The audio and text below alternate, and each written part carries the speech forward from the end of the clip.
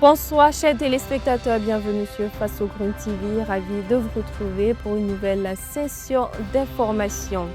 Un titre ce soir, la journée mondiale de la santé est célébrée le 7 avril de chaque année. C'est une journée de sensibilisation avec pour objectif de rappeler le droit à la santé. Elle est également l'occasion pour le monde de se pencher sur des problématiques majeures de santé publique. Dans le même contexte, à Lyon, plusieurs acteurs se sont réunis du 5 au 7 avril 2026 pour le sommet international Une seule santé. Restez avec nous pour plus de précisions. Encore bonsoir chers téléspectateurs et bienvenue. Je vous le disais en titre, alors que le monde entier célèbre aujourd'hui la Journée mondiale de la santé, les regards se tournent vers Lyon où des dirigeants mondiaux, des experts et des représentants d'organisations internationales se réunissent du 5 au 7 avril 2026 pour le sommet international Une seule santé. Cet événement organisé par l'OMS incarne parfaitement les objectifs de cette journée emblématique tout en faisant écho à des initiatives locales comme le récent Forum national sur le financement de la santé au Burkina Faso. Des détails avec Okoumi Esso. Instituée en 1950 par l'OMS, la Journée mondiale de la santé commémore la date de création de l'organisation le 7 avril 1948. Née des cendres de la Seconde Guerre mondiale, elle visait à promouvoir un accès universel à la santé comme droit fondamental inscrit dans la Constitution de l'OMS. Le plein écoulement du potentiel physique et mental est un droit fondamental de tout être humain. Au fil des années, cette journée relève des thèmes clés, à savoir l'éradication de la variole dans les années 1980 à la lutte contre les pandémies post-Covid-19. En 2026, le slogan Santé pour tous réaffirme cet objectif, réduire les inégalités, renforcer les systèmes de santé et anticiper les crises mondiales. Cœur battant de ces célébrations, le sommet de Lyon en France, qui réunit des milliers de participants, dont des chefs d'État, des ministres de la Santé et des leaders d'agences. L'approche Une seule santé, One Health, prône une vision holistique. La santé humaine, animale et environnementale sont interconnectées. Face aux zoonoses, à la résistance aux antibiotiques et au changement climatique, l'objectif est clair, forger des alliances pour une souveraineté partagée, des politiques intégrées et un financement exalté. Ce rendez-vous lyonnais résonne particulièrement en Afrique, où les systèmes de santé restent fragiles. Au Burkina Faso, le Forum national sur le financement de la santé tenu en mars dernier à Ouagadougou a réuni acteurs publics, privés et partenaires internationaux pour mobiliser des ressources consistantes d'ici 2030 pour le financement du secteur sanitaire. Organisé sous l'égide du ministère de la Santé, il a mis l'accent sur la diversification des ressources, accélérer l'extension du régime d'assurance maladie universelle à toute la population, les partenariats publics-privés et les aides bilatérales face aux défis sécuritaires et climatiques. Ce forum est un pas vers le slogan Une seule santé, adapté à nos réalités, foi du ministre de la Santé Robert Kargougou. En somme, la Journée mondiale de la santé 2026 transcende les discours. Elle appelle à des actions concrètes pour un monde résilient où la santé ne relève plus du combat, mais est accessible à tous. Toujours à l'occasion de la Journée mondiale de la santé, une équipe de Face au Green TV est allée à la rencontre de Ouagavillois pour recueillir leurs avis sur les actions menées par les autorités en matière de santé ainsi que leur comportement au quotidien pour préserver leur santé et leur bien-être. Les citoyens ont partagé leurs perceptions et leurs attentes au micro de Benadine Ouedraogo. Des avancées majeures ont été enregistrées dans le domaine de la santé au Burkina Faso avec des efforts soutenus pour prévenir et prendre en charge diverses maladies tout en améliorant l'accès aux soins pour la population. Parmi les réussites notables, la diminution des cas de paludisme et de décès grâce à la distribution de moustiquaires, aux campagnes de sensibilisation, à la destruction de gîtes larvaires et à une meilleure prise en charge. Des prouesses reconnu par nos interlocuteurs en cette journée mondiale de la santé. Le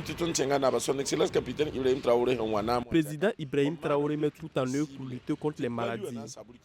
Actuellement, des cliniques mobiles sont déployées et le nombre d'ambulances a été renforcé. Des centres hospitaliers régionaux sont également en cours de construction afin de mieux prendre en charge la population. Par ailleurs, certains produits et soins sont gratuits. C'est une initiative à saluer. Vraiment, les autorités nous ont beaucoup soulagés.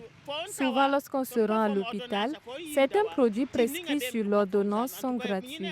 Pour cela, nous les remercions pour cet effort. Malgré ces acquis, le paludisme reste une maladie persistante. Il n'est pas encore totalement éradiqué et continue de représenter une menace pour les populations, en particulier les enfants et les femmes enceintes.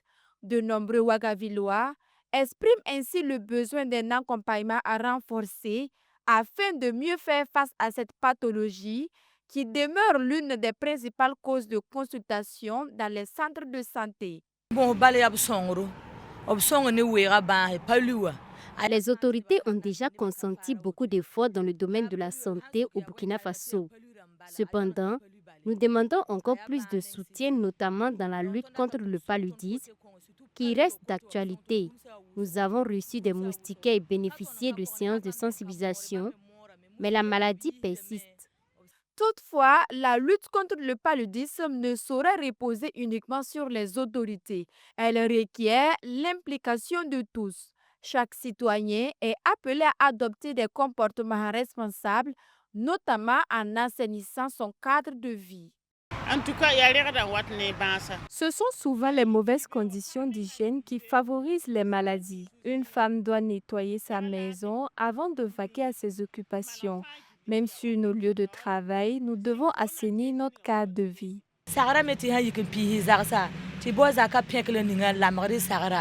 Les déchets ménagers doivent être bien gérés. Nous ne devons pas laisser l'eau stagner dans les récipients. Les eaux usées doivent être correctement évacuées. C'est le conseil que j'adresse à tous. La Journée mondiale de la santé est célébrée chaque 7 avril pour promouvoir la santé publique à travers le monde et marquer l'anniversaire de la création de l'Organisation mondiale de la santé. De l'avis de ces Ouagavillois, cette journée mondiale devrait être mise à profit pour accentuer les actions de sensibilisation et de prévention pour une population de plus en plus mieux portante. Puis la deuxième édition du Forum international sur le leadership et l'innovation dans l'agriculture FILIA se tiendra du 8 au 10 mai 2026 sur le site du CIAO. Organisé par le groupe FILIA Service et ses partenaires, ce forum se veut un espace de promotion de l'agriculture à travers plusieurs activités. Elle regroupera des acteurs de chaînes de valeur agricole, décideurs, experts, start-up et étudiants. Plus de détails sur cet événement dans ce reportage suivi. Ouagadougou vibrera bientôt au rythme de la deuxième édition du FILIA, le Forum international sur le leadership et l'innovation dans l'agriculture. Ce forum se veut une plateforme panafricaine pour promouvoir le secteur agricole à travers plusieurs activités dont le prix de leadership, une foire d'exposition ainsi que des panels et rencontres B2B. Souveraineté alimentaire et résilience climatique en Afrique, quel rôle de la finance agricole? Les échanges porteront sur cette thématique qui sera développée par des experts venus du Sénégal, du Mali, du Niger et du Burkina Faso, entre autres. L'ambition reste claire et sans embâche. C'est de travailler non seulement à pouvoir mettre l'agriculture au premier plan des priorités nationales. Parce que pour même l'idée même de création du FILIA, c'est parti déjà du fait que nous nous sommes posé la question de savoir comment un pays comme l'Inde, qui a sensiblement la même population que toute l'Afrique réunie, arrive à s'autosuffire en riz et même à en exporter en Afrique. Aussi, quand vous regardez la moyenne en Afrique par rapport au budget qui est alloué au secteur agricole, la moyenne tourne autour de 5%. À peu près la moitié de ce qui avait été convenu à travers le protocole de Maputo en 2003 par les chefs d'État. Donc du coup, on est loin du compte. Et donc le FILIA se propose de poursuivre dans le plaidoyer. Pour cette deuxième édition prévue du 8 au 10 mai 2026 dans l'enceinte du CIAO, le comité d'organisation souhaite mettre l'accent sur l'apprentissage des jeunes à travers deux innovations majeures. Il s'agit donc de pouvoir créer une ferme potagère sur place au niveau du CIAO qui va permettre aux plus jeunes de pouvoir découvrir le processus peut-être de production, le processus de floraison jusqu'aux fruits et peut-être à la transformation en jus. Nous prévoyons également dans cette ferme potagère itinérante-là de faire venir quelques vaches laitières. Ils pourront sur place, on va mettre en place un dispositif hygiénique qui va permettre, si l'enfant est désireux de boire du lait frais, qu'on puisse en faire traire directement. Dans un contexte où l'agriculture joue un rôle central dans le développement économique et la sécurité alimentaire, ce forum se veut un catalyseur de solutions durables et innovantes. Des perspectives sont donc en vue pour plus d'impact à l'international. Alors, donc, nous pensons qu'à long terme, quand nous allons pouvoir déployer le filière tel que nous l'avons imaginé, il y aura une compétition entre les États pour pouvoir regarder en termes de budget alloué au secteur agricole, en termes de réformes impactantes, en termes également de mécanisation ou de diversification végétale, et pouvoir donc être le pays qui aura le mieux impacté le secteur agricole dans l'année et mériter donc le trophée du leadership et de l'innovation de l'année. Au niveau du privé, ça sera également le cas. Pour finir, au niveau des startups, par le prix du meilleur projet agricole innovant porté par un jeune et le prix du meilleur projet agricole innovant porté par une femme. Le filière rassemble acteurs de l'agriculture, de l'environnement, de l'énergie et des mines.